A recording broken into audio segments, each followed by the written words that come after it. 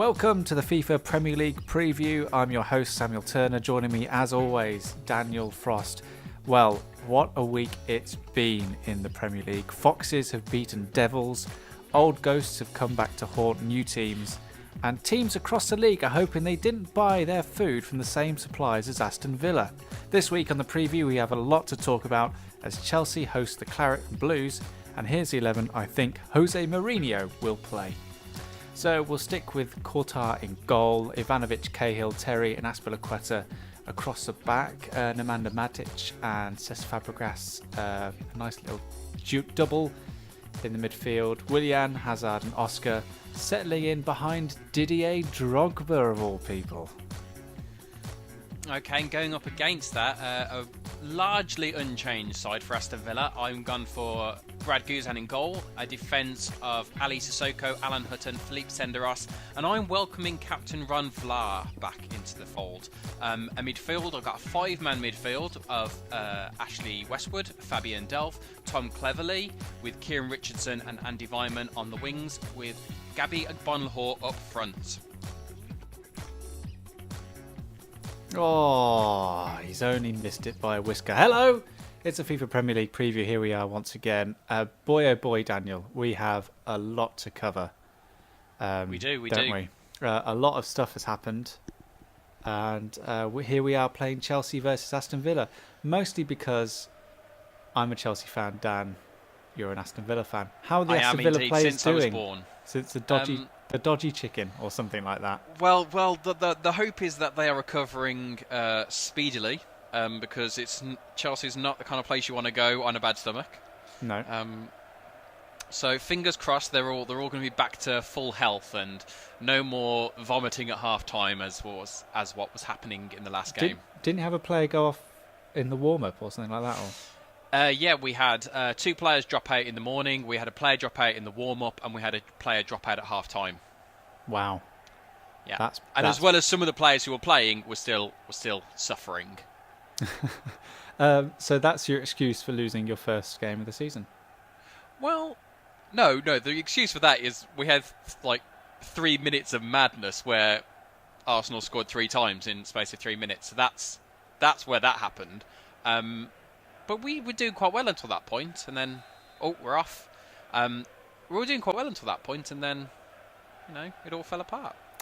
Well, let's hope you have better luck at the bridge. But fingers crossed, because as you can probably tell, I decided to play Drogba for this match, so we might as well kick off with talking about Chelsea versus Man City at the weekend. It was a 1-1 draw. Of course it had to be, didn't it? It really did have to be Frank Lampard. Apparently Manuel Pellegrini has now come out and hinted that he might want to keep Lampard for a bit longer. Yeah. Which is no surprise considering I think Lampard had 2 shots on target, or at least 1 shot was blocked, which was destined for the goal. Yeah. And he scored 1 as well. So he was an exceptionally effective player. But obviously at that game, Diego Costa wasn't as effective. Company was exceptional though at the weekend. He really was. There are very few defenders in the world who'd be able to put Diego Costa in their back pocket, but yeah. So Vincent Kompany did just that. As you can see, Valavio, I'm playing Didier Drogba for his first league start since his return for Chelsea, because Mourinho intends not to play Costa for the midweek visit to Bolton in the League Cup. Costa does have a thigh injury, and I think that he'd rather save him for Champions League play and Arsenal than, no offence, Dan, but not at all, to the sickening Aston Villa. I think if it was at Villa Park, he would play Costa, because Mourinho does not have a good record there and would love to expunge that from his record. But I think Drogba has a good record against Villa as well, if my memory serves me rightly. But that might just be. Well, Chelsea tend to have a good record. Yeah. In general, that might just it wasn't too many years ago that we lost 7-0 and 8-1. That is true. So wonderful. So here we are, the league table as it stands currently in England. Chelsea are on top with. Oh my word! Sorry. I no reason why that happened. Chelsea still unbeaten in the league. Only Frank Lampard coming back to haunt them. I thought he'd score an own goal at the end.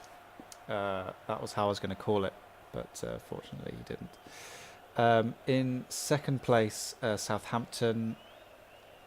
Only goal difference keeping Aston Villa from second place in the league. Then Arsenal, Swansea, Man City making up the top 6. It's a bit of a strange league at the moment, isn't it? Always tends to be at this time of year. Well, yeah, I mean, usually what you have is you probably have more teams starting really well. So more of the big teams anyway. I mean, obviously you've got Chelsea started really well, and Man City have started okay, but like the big guns of obviously Man United, Arsenal not so much, but Liverpool as well started really badly. Yeah, and they're really struggling in kind of like life after Suarez. Liverpool's been a great shock. I think that, I mean, they had a great result in the Champions League. That's, they haven't been in the Champions League for 5 years, and they went and won. And but they did win against Ludogorets, so let's not pretend like they beat a big team. Yeah, no, but Arsenal have been in the Champions League for how many years straight? Over a decade, and they lost, 2-0. They had a terrible time. Chelsea drew. So Rodgers is doing something right, and I don't think it's for the want of trying that his team are losing. I just think that they're missing Sturridge, and there are lots of new players to bring into a side that were heavily dependent on one last season.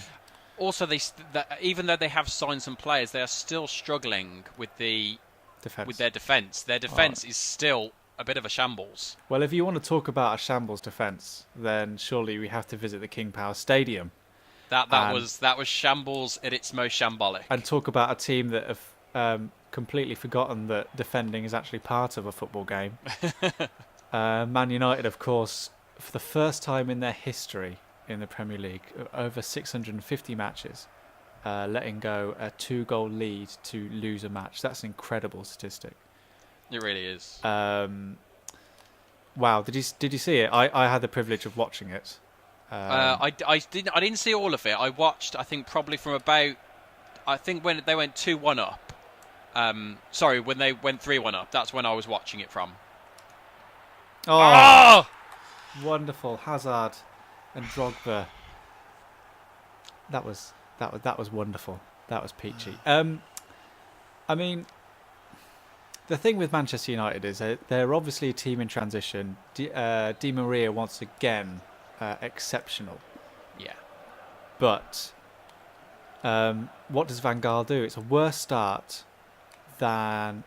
start ever to a season. So even David Moyes was better at this point in the season last year. They've spent 150 million. He has the luxury of leaving out a player like Juan Mata, who scored 8 goals in his last 10 Premier League games, but still loses to a team like Leicester City. So what does he do? What does he do, Dan? Con, you can sort it out. Well, I have to say, until January, I don't know how much he can do, because the problems are all in the defence, and the problems with the defence are the players aren't very good. But why not? Why is he sticking with his 3-man defence? If the problems are in defence, why not just stick an extra man in there and just try and... Well, that's what... Did he not do that at the weekend? I thought he'd gone with 4 at the back then. I mean, it was kind of, but the way I saw it is it was a 4-man defence, but Raphael just went missing. Well, that's just Raphael, though. So that's another example of just having bad players as opposed to the bad tactics. Yeah. So obviously that's a problem that he tends to have, and so that's why a lot of Man United fans aren't particularly keen on him, because he does go missing. Yeah, I mean, generally the wing backs it's why you need to have a player like Shaw in there. Really, he seems to me like he'd be a perfect fit into that team, because he knows that wing back role quite well, and he's prepared to do the hard work of running up and down the wings and getting back in time to defend. I mean, we'll see what happens with Man United. Do you think Van Gaal's job is under threat? No, absolutely not. I think with a name like him, and he has got obviously all the accolades to back his resume up. Yeah. unlike David Moyes didn't have that. You could say that David Moyes can't do it at a big club. You can't say the same for Louis van Gaal. No. So I don't think he's in danger at all. Okay. Well, it was a Sunday of upsets. It was sad Sunday last week in the Premier League, as it's half-time here at Stamford Bridge. Drogba scoring a delicious goal. Obviously, West Brom were handed their first win of the season against Tottenham. Tottenham really, I mean, if you're looking at a manager under fire, Pochettino, probably. Crystal Palace also. Now, Dan, we nearly got this one bang on. When we finished 3-3 last week on the FIFA Premier League, that's never going to happen. Nearly. I watched that game as well because I was watching both games side by side. And Everton nearly had chances to Crystal Palace, who are dogged, professional. They've not lost a game all season either, I think. But that was their first win of the season anyway. And so that was a Sunday of upsets. That was sad Sunday. West Ham, of course, beating Liverpool. Newcastle coming back from the death. I think that's Pardew's job saved for another week. Yeah, just for a week. Thanks to Papa Cisse. Burnley still not producing it really. Arsenal, Villa, we discussed that. Southampton winning against Swansea City. QPR, Stoke. And then we come to kind of the fixtures coming up this weekend. And what have we got? So Villa, Chelsea, Liverpool, Everton. Yeah, we've got there's two big derbies. We've got the Merseyside derby, Liverpool-Everton, and the North London derby, Arsenal-Tottenham. So there are some big games. Obviously, none as big as Aston Villa-Chelsea, but no, not at all. I think that Liverpool-Everton one will be a great game. If Liverpool then win that might be the touch paper kind of to ignite their season. Do you think? Yeah, they need something, don't they? Possibly, but I think They strike me at the moment, without someone as kind of relatively reliable as Sturridge up front, they strike me as a team who are going to struggle to put a level of consistency together. So they could come out and beat Everton 4-0, but then the next game lose. I mean, when they beat who is it? They beat was it Spurs? They beat 3-0. Yeah, 3-0. And they were excellent. However, next game they were a shadow of that team. So it's difficult to kind of judge them at the moment. Once they get like their full team kind of back involved and all the players are fit, then maybe, and we'll kind of see, and everyone's bedded in. But until then, it's going to be tough for them, I think. I think a really interesting fixture is Man United hosting West Ham on Saturday, because I think Big Sam will fancy that. I think he would be stupid not to think that he can go there and get a result. To be fair, I think all teams at the moment would fancy playing against Man United because their confidence is so. No! Yes! Yes! Yes, Kieran Richardson! I think that's my first shot on goal. Kieran Richardson, it's his first goal since joining the club in the summer, so well done him. There's nothing like a bit of sickness to make you feel great. So, typical Mourinho, I'm going to respond with a change straight away. So, I think Man United are definitely in a weak position, and a team like West Ham, especially beating Liverpool really well as well. It was a great win for them. They could go there, they could get a result. Let's have a look. Crystal Palace, Leicester City. That'll be interesting. Arsenal, Tottenham. Where do you think that one's going to swing? Again, we're in a position where we don't know kind of what the team's going to be like in terms of Tottenham, because they could show up or they can't. I think if based on this current season, I would fancy Arsenal. Although they've not been the most consistent, they show the best signs of life. Whereas Tottenham, I don't know what's going on with Tottenham. I thought with the players they had, a manager who's kind of going to produce kind of good football, I thought they would do really well, and they haven't even started yet. It's been really, really tough for them. Yeah, I mean it's kind of the excuse of needing a couple of seasons to bed in the 6 or so players that they bought in when they sold Bale. That's gone now. They've had the time with those players really. And you're right, they should be playing better, because Really, they've been playing teams that they should be really competitive against. Yeah. I'm quite a big fan of Tottenham. You know, I think they've been very unlucky to miss out of Champions League football most years, and I think in Pochettino, I think they got a manager that would suit their style, but for whatever reason, it's just not worked out for them. Hello, chicken, go on. Oh, can't believe that. Alan Hutton. There he is. The prodigal son of Aston Villa that everybody disliked until this season. I mean, it's still early days in the season, but really, oh my word, how have you done that? Come on. No, what a save! Yes! Oh my God! Oh, I've got to make the most of this classic Chelsea counter-attack. Oh my word, he's going to be through here. Sorry, we're not going to speak for a while. Oh, it's gone out. Costa there. So Costa's magnificent start to the season came to a bit of an end against Manchester City, but I think that was he does carry an injury, and that was going to happen. Let's have a look at some of the other fixtures. We've got Sunderland, Swansea City. I don't think there's much to say about that. Free header. Yes! Oh! Come on! There he is. Matic. I was busy changing my strategy. What do you mean? What are you changing your strategy for? To go ultra defensive. Dan, now as a Football Manager veteran, you should know never change anything before a corner. Well, yeah. We've got Crystal Palace, Leicester City, Hull City, Man City, West Brom, Burnley on Sunday, and Stoke City, Newcastle. Let's talk a bit about the Pardew situation. We talked a bit last week. Obviously, they drew.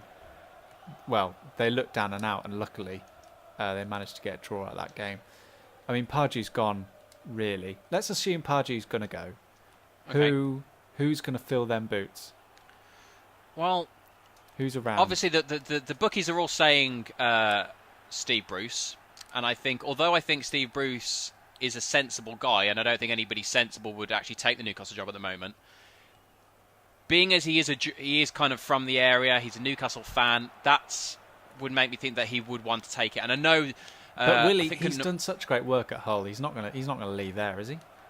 I think it's a thing that he wants to be a Newcastle. He wants to be a Newcastle manager. I think a couple of years ago, I think it was when Allardyce left, he was kind of being lined up for that role, and he turned it down at the time. And I think he has always regretted that. Do you think maybe there might be some back dealing done, and they'll get an interim manager for the rest of the season, knowing that Brucey's going to come back? I don't think so. I think they'll get someone in now. I don't think Mike Ashley thinks that far ahead. I think he will look to bring someone in for right here, right now, and I think that person will be Steve Bruce. Felix Magath. I don't think anybody in world football wants Felix Magath anymore. Oh, damn it! There we go. That puts the fixture to bed. Did you hear the story about Felix Magath's strange remedies to injure players? Was this the one where it involved having a player lift his foot and put a block of cheese underneath it? Yeah, soaked in beer. Yeah. A block of cheese soaked in beer. Says delightful. Apparently, I was watching, it was Match of the Day 2 Extra, that strange show that the BBC do.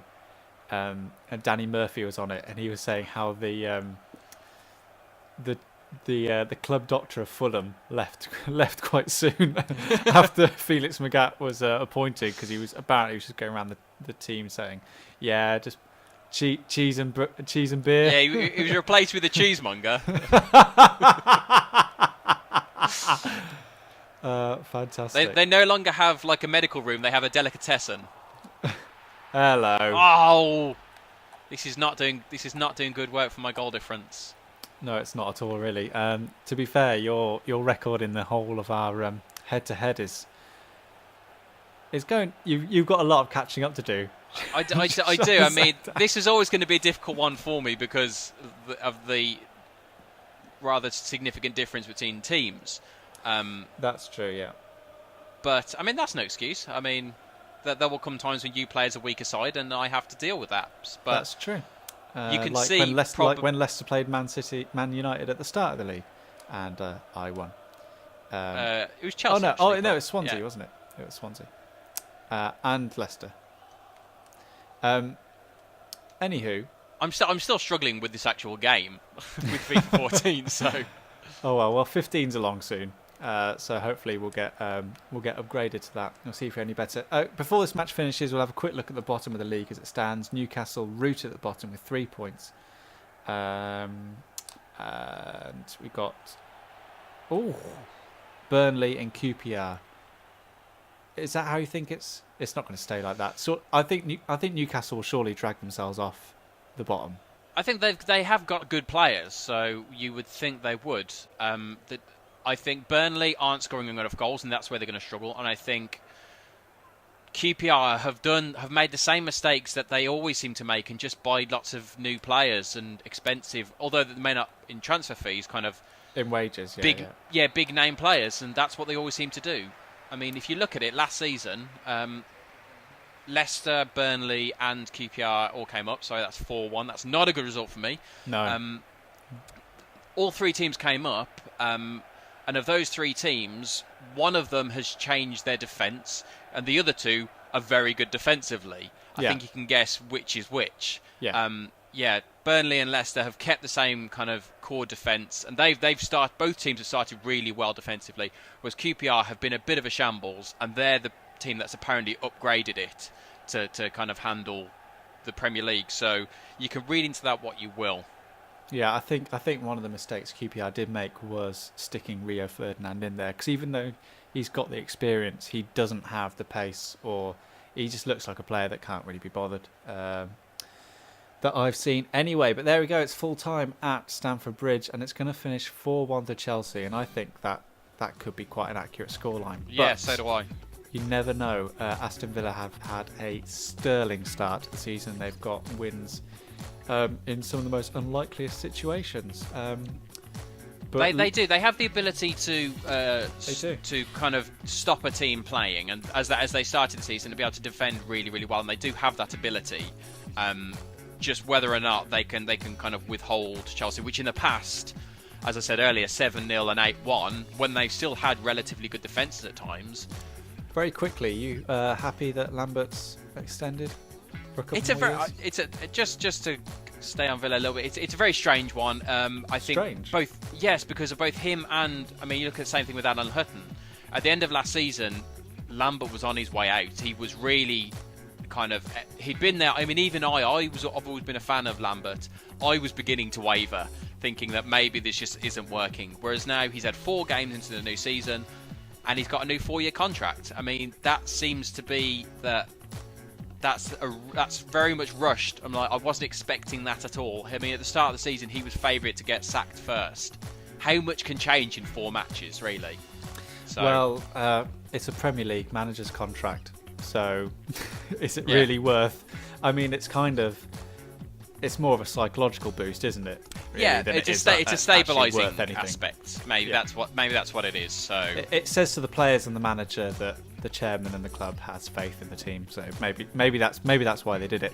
Anyway, that's the end of today's FIFA Premier League preview. As always, we're not just putting your favourite clubs head to head. We're also putting your favourite preview presenters head to head as well. And how's that going for you, Dan? Not well so far. I'm on 2 points. You're on 11. So I've got a bit of catching up to do. But maybe next week will be where I take that first step. I believe next week we're revisiting the Galacticos, as people like to call them. Mm-hmm. We're into Old Trafford for Man United Everton? Is that correct? Man United Everton. Yes, we are going there. I think that one of the really interesting things is that you've got all these new teams coming up: Man City, Chelsea, and Liverpool. But still, the only team anyone ever wants to talk about is Man United. So we're going to be going to Old Trafford again. You're going to be Man United. I'm going to be Everton. So we'll see how that turns out. So join us for that next week here on the FIFA Premier League preview. Bye-bye. Bye.